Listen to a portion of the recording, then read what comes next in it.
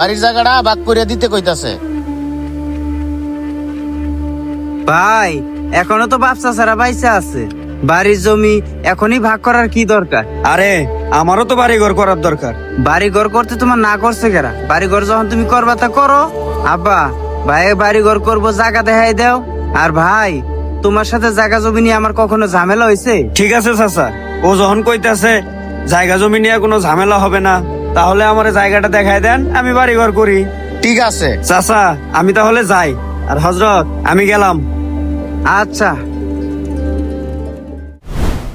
এই হচ্ছে বিষয়, সবই তো শুনলেন ভাই। ঠিকই তো আছে ভাই, তাহলে সমস্যা কোথায়? সমস্যাটা হচ্ছে ভাই, আমার চাচা মারা যাবার আগে আমার আব্বাকে ফাঁকি দিয়ে আমার বাবার সব সম্পত্তি আমার চাচা তার ছেলের নামে সব লিখে দিয়ে গেছে। যে চাচা তো ভাই আমাকে বলছিল জায়গা জমি নিয়ে কোনো ঝামেলা হবে না, কিন্তু চাচা মরে যাবার 3 বছর পর সেই চাচা তো ভাই এখন বলতেছে জায়গা জমি সব তার, এখন বাড়ি ঘর ভেঙে নিয়ে আমাকে চলে যেতে বলতেছে। তাহলে আমার চাচা বেইমানি করে ফাঁকি দিয়ে চলে গেল না? ভাই সবই তো বুঝলাম, কিন্তু আপনি প্রতিদিন এই কবরস্থানে এসে করেনটা কি?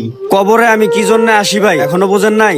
ভাই আপনি না বললে আমরা বুঝবো কিভাবে আপনি এখানে কি কারণে আসেন? প্রতিদিন কবরের কাছে এসে বলি, চাচা তুমি আমার জায়গাটা বুঝাই দিলা না, চাচা সবাই তোমাকে মাফ করলো, আমি তোমাকে মাফ করবো না। এই কারণেই আমি প্রতিদিন কবরের কাছে আসি। এই হচ্ছে আমার মূল বিষয়। এবার তো বুঝতে পারছেন ভাই? ও রবিউল ভাই, এবার বিষয়টা বুঝতে পারছেন? ভাই আপনারে তো চিনি না, তাও দুইটা কথা বলি। বলছি যে আপনার চাচা তো দুনিয়া থেকে চলেই গেছে, যাওয়ার সময় এই 3.5 হাত জায়গা ছাড়া তো আর কিছুই নিয়ে যেতে পারে নাই।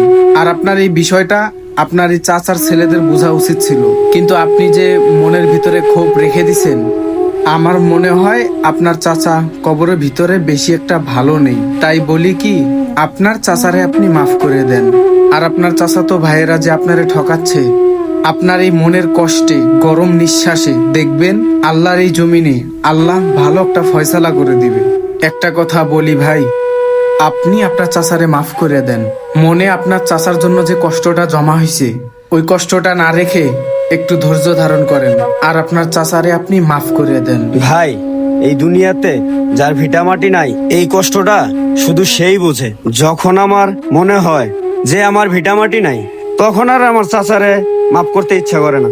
আপনার কথা ঠিকই আছে ভাই, এই 2 দিনের দুনিয়ায় মানুষ যে কেন অংশীদাররে ফাঁকি দেয় আমার মাথায় আসে না। তার উপরে আর রাগ রেখে কোনো লাভ নেই। আল্লাহর রাস্তে ভাই আপনার চাচাকে আপনি মাফ করে দিয়েন। আচ্ছা রবিউল ভাই, চলো দাদার কবরটা জিয়ারত করে আসি।